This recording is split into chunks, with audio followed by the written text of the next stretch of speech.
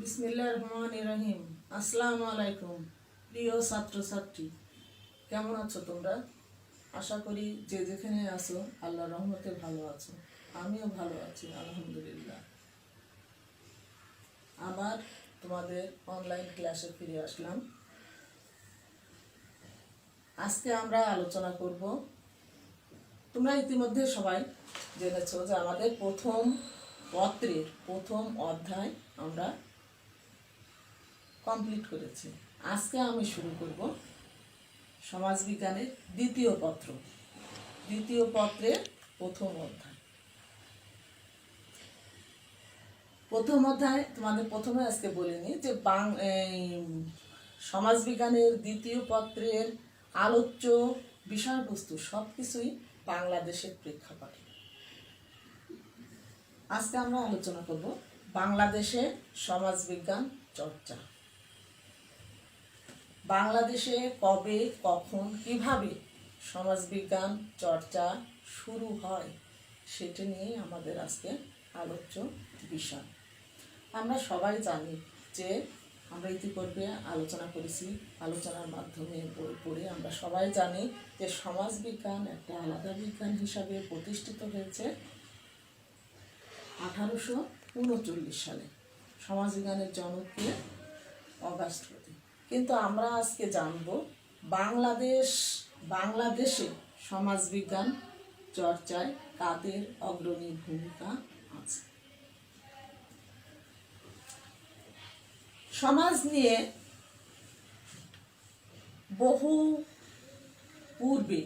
বহুদিন আগের থেকে অনেক মনীষী এ বিষয়ে অনেক পরিচর্যা করেছেন। অনেক কিছু এনাদের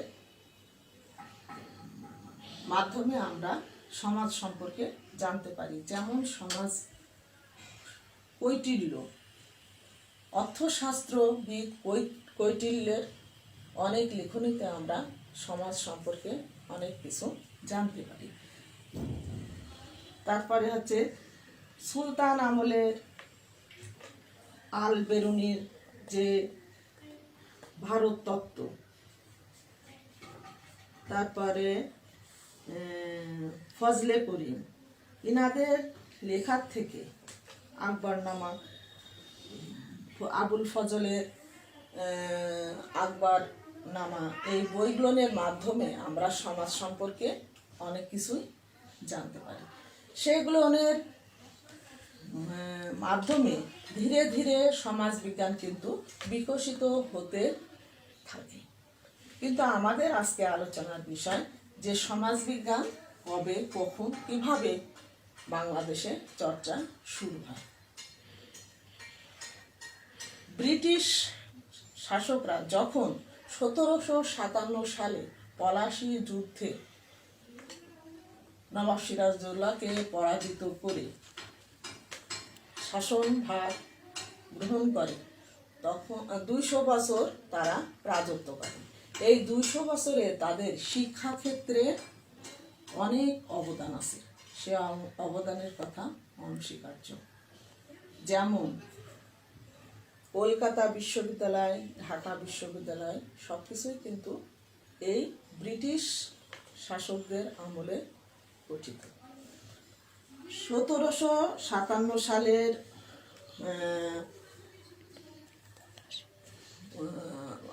পরে 200 বছর পর 1947 সালে এই উপমহাদেশ বিভক্ত হয়। বিভক্ত হওয়ার পরে কলকাতায় প্রথমে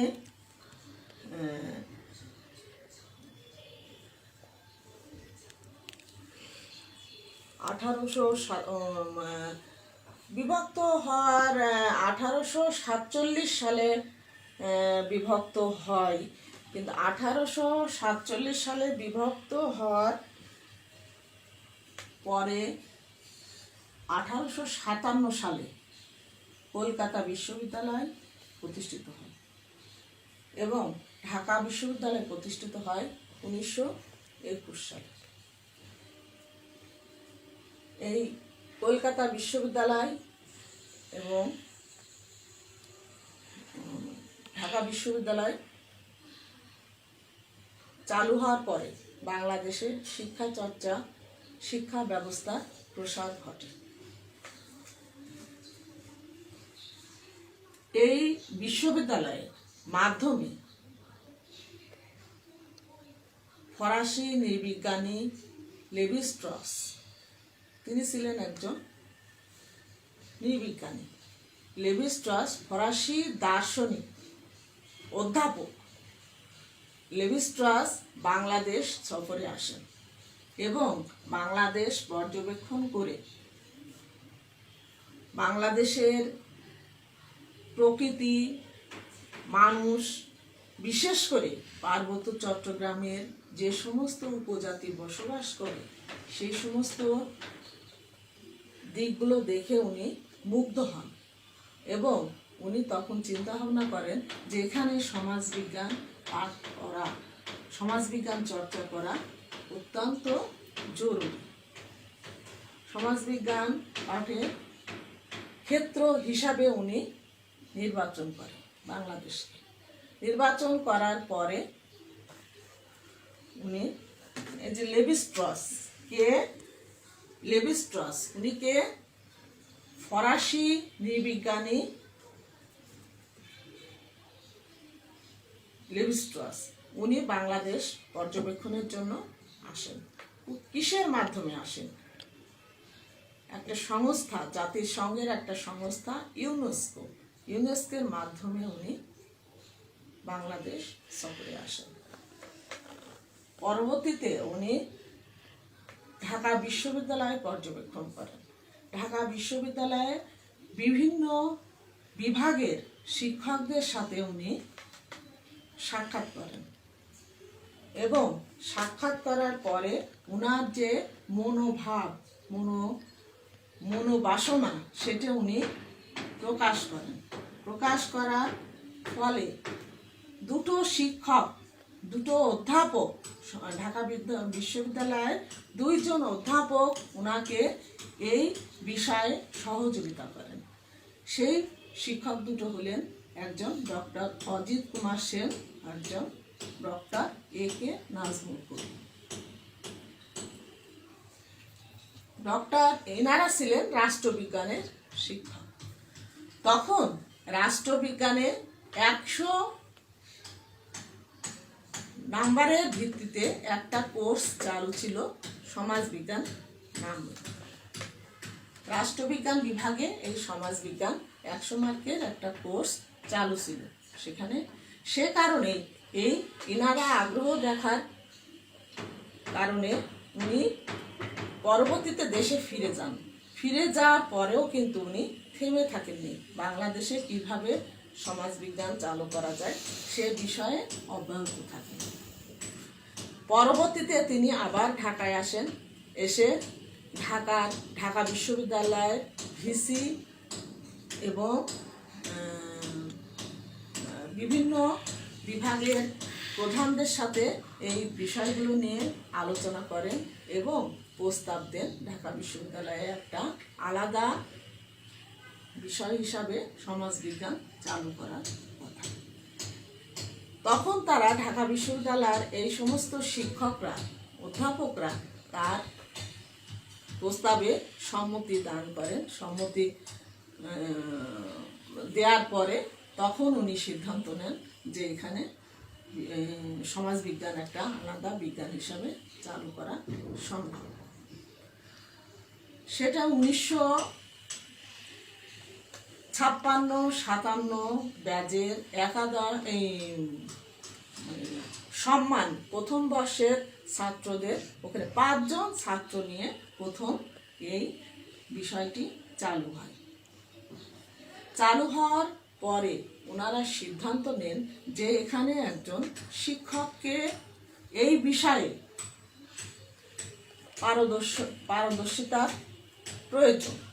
তখন ওনারা সিদ্ধান্ত নিয়ে এই ডক্টর A.K. নাজমুল করিমকে উচ্চ শিক্ষা, সমাজবিজ্ঞান বিষয়ে উচ্চ শিক্ষা লাভের জন্য বিদেশে পাঠায় শিক্ষানিবাসী ক্ষেত্রে।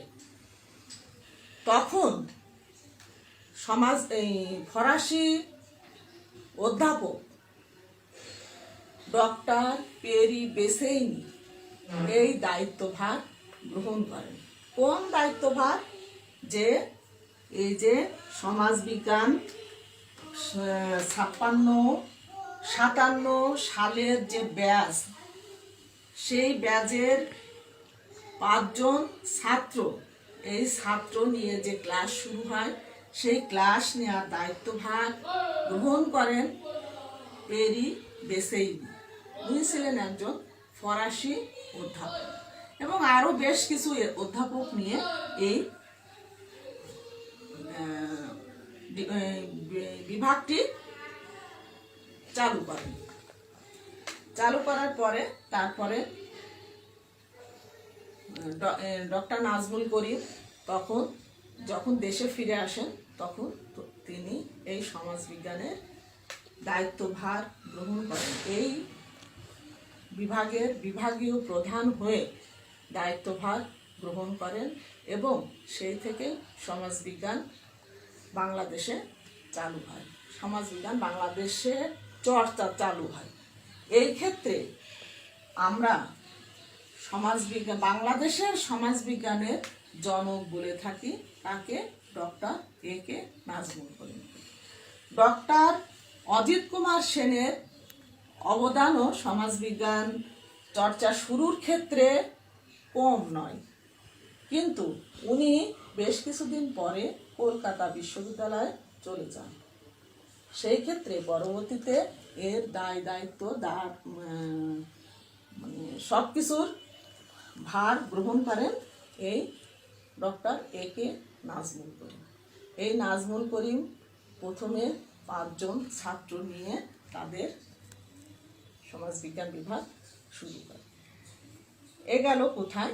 যে 1921 সালে প্রিয় ছাত্রছাত্রীরা, তোমরা মনে রাখবা যে ভারতবর্ষ আর বাংলাদেশ কিন্তু পূর্বে একই কি ছিল? একটা এলাকার অন্তর্ভুক্ত ছিল, তাই না? ব্রিটিশ শাসন আমলে কিন্তু সবই এক ছিল। তখন কিন্তু কলকাতা বিশ্ববিদ্যালয়ে প্রথম চালু হয় কবে? 1857 সালে। তোমাদের মনে রাখার জন্য আমরা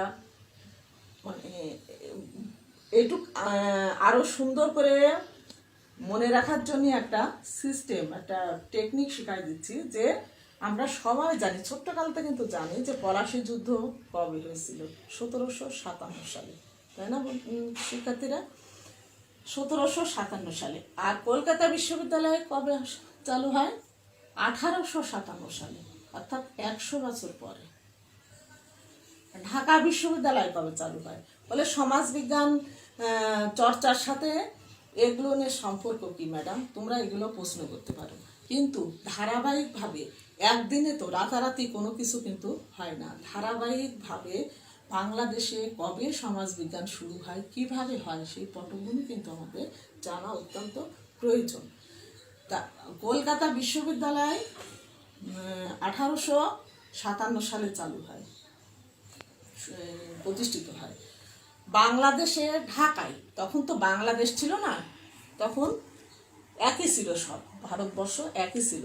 তখন হচ্ছে যে ঢাকায় চালু হয় 1921 সালে। আর 1757 সালে পলাশী যুদ্ধ হয়। 1857 সালে কলকাতা বিশ্ববিদ্যালয় চালু হয়। আর বাংলাদেশে সমাজবিজ্ঞান চর্চা শুরু হয় 1957 সালে, অর্থাৎ সব কিন্তু 100 বছর পর পর। এগুলো মনে রাখা একেবারে সহজ, ঠিক না প্রিয় শিক্ষার্থীরা?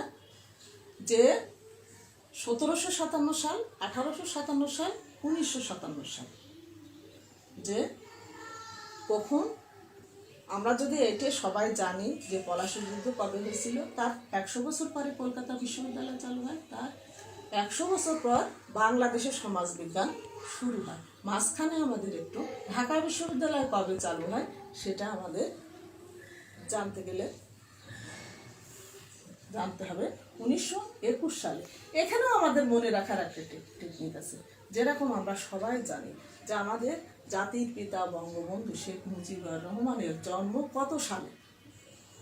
সবাই জানো না তোমরা? 1920 সালে।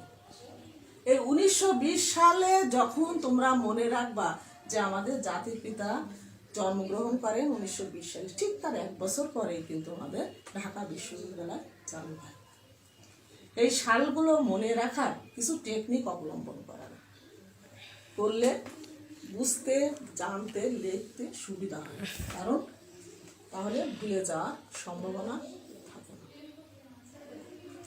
তারপরে সমাজবিজ্ঞান ঢাকা বিশ্ববিদ্যালয় চর্চা শুরু হলো সেই 5 জন ছাত্র নিয়ে। সেই 5 জন ছাত্রের মাধ্যমে আবার বিভিন্ন বিশ্ববিদ্যালয়ে সমাজবিজ্ঞান চালু হয়। এখন বলি আমাদের ভাষা আন্দোলন কবে হয়? আমরা কম বেশি সবাই কিন্তু জানি যে আমাদের বাংলাদেশে একটা বড় ধরনের আন্দোলন হয়েছিল, যা আন্তর্জাতিক মাতৃভাষা হিসাবে স্বীকৃত। কারণ এর পূর্বে কখনো কোনো জাতিকে রক্তের বিনিময়ে তাদের ভাষা অর্জন করতে হয়নি। সেজন্য কিন্তু আমাদের এই ভাষা 21শে ফেব্রুয়ারি আন্তর্জাতিক ভাষা দিবস হিসাবে স্বীকৃতি লাভ করেছে। তার একটাই কারণ যে কোনো জাতিকে ভাষার জন্য প্রাণ দিতে হয়নি, রক্ত দিতে হয়নি। সেজন্য এটা আন্তর্জাতিক ভাষা দিবস হিসাবে স্বীকৃত। তা এই আমাদের ভাষা দিবস মানে এই আন্দোলনটা কবে হয়েছিল, কত সালে হয়েছিল? 1952 সালে। ঠিক তার 1 বছর পরে 1953 সালে রাজশাহী বিশ্ববিদ্যালয় চালু হয়। রাজশাহী বিশ্ববিদ্যালয় চালু হয় এই 5 জন যে ছাত্র ছিলেন, ডক্টর একে নাজমুল করিমের যে 5 জন ছাত্র ছিলেন, সেই ছাত্র তাদের ভিতরে একজন ছাত্র ডক্টর এফআর খান। এই ডক্টর এফআর খান, ডক্টর হাসান মাহমুদ,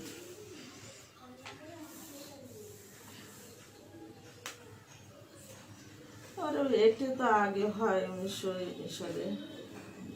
হাসান মাহমুদ,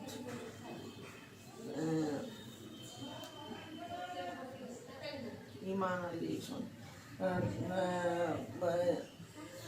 53 সালে ঢাকা রাজশাহী বিশ্ববিদ্যালয় চালু হয়। কিন্তু রাজশাহী বিশ্ববিদ্যালয়ে কবে সমাজবিজ্ঞান চালু হয়? সমাজবিজ্ঞান চালু হয় 1969-70 সালে। 1969-70 যে শিক্ষাবর্ষ, তখন এখানে সমাজবিজ্ঞান চালু হয়। এই সমাজবিজ্ঞান চালু হয় স্বতন্ত্র বিজ্ঞান হিসাবে।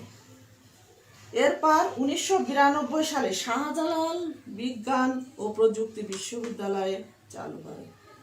2002 সালে খুলনা বিশ্ববিদ্যালয়ে চালু হয়। খুলনা বিশ্ববিদ্যালয়ে রাজশাহী বিশ্ববিদ্যালয়ের শিক্ষক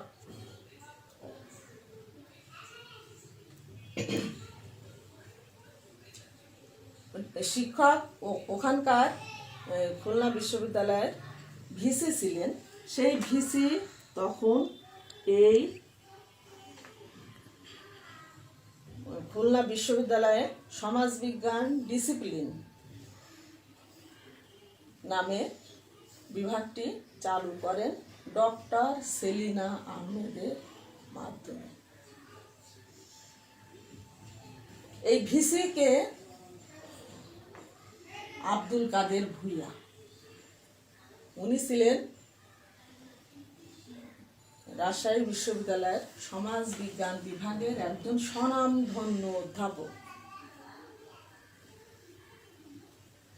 ইনার মাধ্যমে 2002 সালে খুলনা বিশ্ববিদ্যালয় চালু হয়। 2010 সালে বেগম রোকেয়া বিশ্ববিদ্যালয় 2012 সালে বরিশাল বিশ্ববিদ্যালয় ও বঙ্গবন্ধু শেখ মুজিবুর রহমান বিজ্ঞান ও প্রযুক্তি বিশ্ববিদ্যালয় এবং 2017 সালে নোয়াখালী বিজ্ঞান ও প্রযুক্তি বিশ্ববিদ্যালয় সমাজবিজ্ঞান প্রতিষ্ঠিত হয়। 2005 সালে জগন্নাথ বিশ্ববিদ্যালয় সমাজবিজ্ঞান প্রতিষ্ঠিত হয়। এই ধীরে ধীরে বিভিন্ন বিশ্ববিদ্যালয়ে পর্যায়ক্রমিকভাবে বিভিন্ন বিশ্ববিদ্যালয়ে সমাজবিজ্ঞান চর্চা শুরু হয়। চর্চা হতে হতে বিভিন্ন বিশ্ববিদ্যালয়ে চর্চা হতে হতে এক পর্যায়ে সরকারি উদ্যোগে ইন্টারমিডিয়েট লেভেলেও সমাজবিজ্ঞান চর্চা শুরু হয়। এখন আমরা দেখতে পাই সমাজবিজ্ঞান চর্চা প্রসারতা অনেক বেশি। সমাজবিজ্ঞান চর্চা বাংলাদেশের জন্য অত্যাবশ্যকীয় বিষয় হিসাবে স্বীকৃতি পেয়েছে এবং এর চর্চা অব্যাহত আছে এবং থাকবে। সমাজবিজ্ঞান চর্চা করা আমাদের জন্য অত্যন্ত প্রয়োজন। এখন প্রিয় শিক্ষার্থীরা, আমরা জানলাম যে কবে, কখন, কিভাবে বাংলাদেশে সমাজবিজ্ঞান চর্চা শুরু হয়।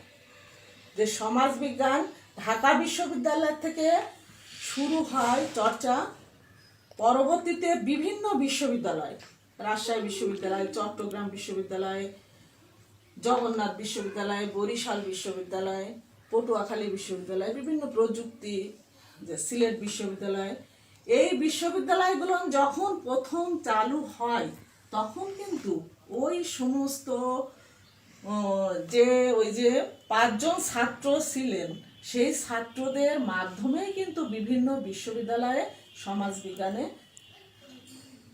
যাত্রা শুরু হয়। এবং এক একটা বিশ্ববিদ্যালয়ে, যেমন রাজশাহী বিশ্ববিদ্যালয়ে যখন সমাজবিজ্ঞান চালু হয়, এই চালুর ক্ষেত্রে ডক্টর এ.কে নাজমুল করিমের অবদান অনস্বীকার্য। উনার পরামর্শ অনুযায়ী কিন্তু উনার ছাত্রের মাধ্যমে, হাসান মাহমুদ উনার ছাত্র, উনার মাধ্যমে কিন্তু এই সমাজবিজ্ঞান চালু করা হয়। সেজন্যই কিন্তু উনার এই যে সমাজবিজ্ঞান বাংলাদেশের চর্চার যে ইতিহাস, এই ইতিহাস বলে দেয় যে সমাজবিজ্ঞান চর্চার ক্ষেত্রে ডক্টর নাজমুল করিমের অবদান অনস্বীকার্য।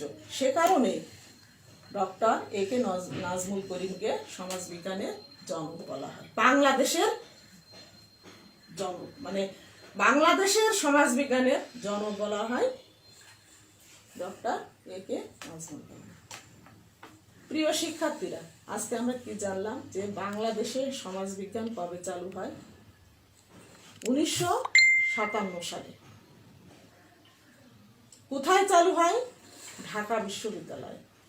কার হাত দিয়ে চালু হয়? Doctor A K Nazmul Karim. Doctor Nazmul Karim প্রথম কোথাকার শিক্ষক ছিলেন? রাষ্ট্রবিজ্ঞান বিভাগের। কাদের উদ্যোগে এই সমাজবিজ্ঞান বাংলাদেশের চর্চা শুরু হয়? ফরাসি নৃবিজ্ঞানী লেভি স্ট্রস ইউনেস্কোর মাধ্যমে বাংলাদেশের যে সমস্ত স্বনামধন্য বা জ্ঞানীগুণী মহল আছে তাদের সাথে আলোচনার মাধ্যমে বাংলাদেশে প্রথম সমাজবিজ্ঞান চালু করেন। আশা করি তোমরা বুঝতে পেরেছ। আজ এই পর্যন্তই। আমি আবার ফিরে আসবো তোমাদের ক্লাসে। আল্লাহ হাফিজ।